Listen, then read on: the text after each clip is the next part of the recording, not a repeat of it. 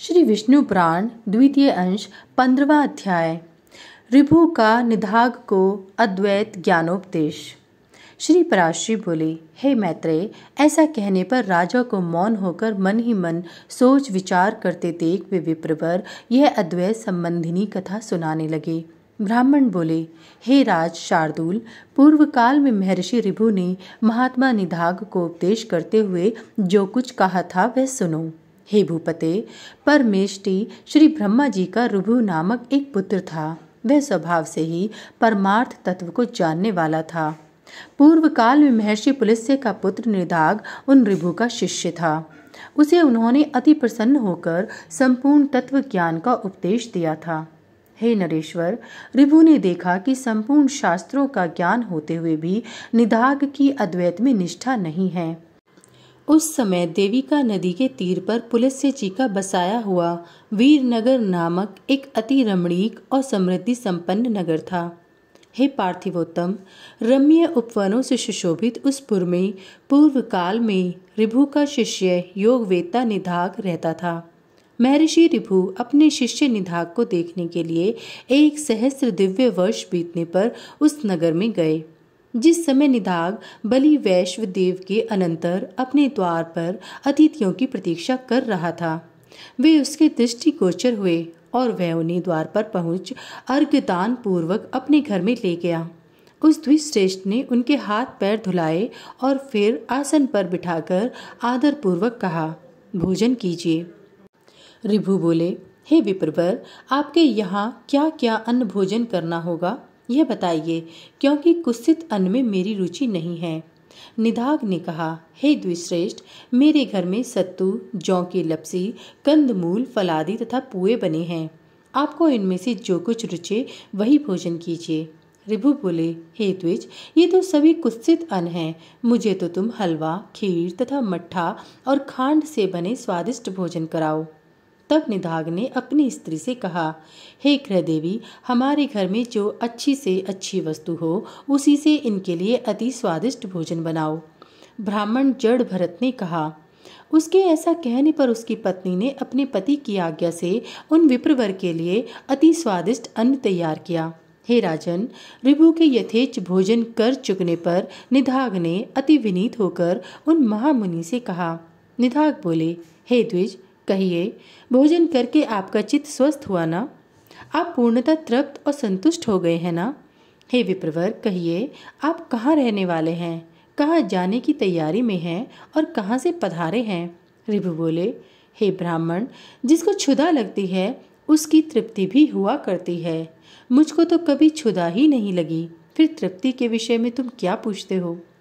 जठरा अग्नि के द्वारा पार्थिव ठोस धातुओं के क्षीण हो जाने से मनुष्यों को क्षुधा की प्रतीति होती है और जल के क्षीण होने से तृषा का अनुभव होता है। हे द्विज, ये क्षुधा और तृषा तो देह के ही धर्म हैं, मेरे नहीं। अतः कभी क्षुधित न होने के कारण मैं तो सर्वदा तृप्त ही हूँ। स्वस्थता और तुष्टि भी मन में ही होते हैं, अतः ये मन के ही धर्म हैं। पुरुष आत्मा से इनका कोई संबंध नहीं है। इसलिए हे द्विज, ये जिसके धर्म है उसी से इनके विषय में पूछो। और तुमने जो पूछा कि आप कहाँ रहने वाले हैं, कहाँ जा रहे हैं तथा कहाँ से आए हैं, सो इन तीनों के विषय में मेरा मत सुनो। आत्मा सर्वगत है, क्योंकि यह आकाश के समान व्यापक है। अतः कहाँ से आए हो, कहाँ रहते हो और कहाँ जाओगे, यह कथन भी कैसे सार्थक हो सकता है? मैं तो न कहीं जाता हूँ, न आता हूँ और न किसी एक स्थान पर रहता हूँ। तू, मैं और अन्य पुरुष भी देहादि के कारण जैसे पृथक पृथक दिखाई देते हैं, वास्तव में वैसे नहीं हैं। वस्तुतः तू नहीं है, अन्य अन्य नहीं है और मैं नहीं हूँ। वास्तव में मधुर मधुर है भी नहीं। देखो, मैंने तुमसे जो मधुर अन्न की याचना की थी, उससे भी मैं यही देखना चाहता था कि तुम क्या कहते हो। हे द्विश्रेष्ठ, भोजन करने वाले के लिए स्वादु और अस्वादु भी क्या है, क्योंकि स्वादिष्ट पदार्थ ही सब समयांतर से अस्वादु हो जाता है, तो वही उद्वेगजनक होने लगता है। इसी प्रकार कभी अरुचिकर पदार्थ रुचिकर हो जाते हैं और रुचिकर पदार्थों से मनुष्यों को उद्वेग हो जाता है। ऐसा अन्न भला कौन सा है जो आदि, मध्य और अंत तीनों काल में रुचिकर ही हो। जिस प्रकार मिट्टी का घर मिट्टी से लीपने पोतने से दृढ़ होता है, उसी प्रकार यह पार्थिव देह पार्थिव अन्न के परमाणुओं से पुष्ट हो जाता है। जौ, गेहूं, मूंग, घृत, तेल, दूध, दही, गुड़ और फल आदि सभी पदार्थ पार्थिव परमाणु ही तो हैं। इनमें से किसको स्वादु कहे और किसको अस्वादु। अतः ऐसा जानकर तुम्हें इस स्वादु अस्वादु का विचार करने वाले चित्त को समदर्शी बनाना चाहिए, क्योंकि मोक्ष का एकमात्र उपाय समता ही है। ब्राह्मण बोले, हे राजन, उनके ऐसे परमार्थ में वचन सुनकर महाभाग निधाग ने उन्हें प्रणाम करके कहा, प्रभु आप प्रसन्न होइए, कृपया बतलाइए मेरे कल्याण की कामना से आए हुए आप कौन हैं। हे द्विज, आपके इन वचनों को सुनकर मेरा संपूर्ण मोह नष्ट हो गया। ऋभु बोले, हे द्विज, मैं तेरा गुरु ऋभु हूँ। तुझको सद्विवेकिनी बुद्धि प्रदान करने के लिए मैं यहाँ आया था। अब मैं चाहता हूँ, जो कुछ परमार्थ है वह मैंने तुझसे कह ही दिया है। इस परमार्थ तत्व का विचार करते हुए तू इस संपूर्ण जगत को एक वासुदेव परमात्मा ही का स्वरूप जान। इसमें भेदभाव बिल्कुल नहीं है।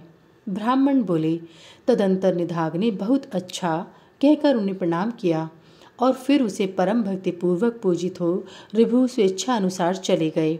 इति श्री विष्णु पुराणे द्वितीय अंशे 15 अध्याय समाप्त।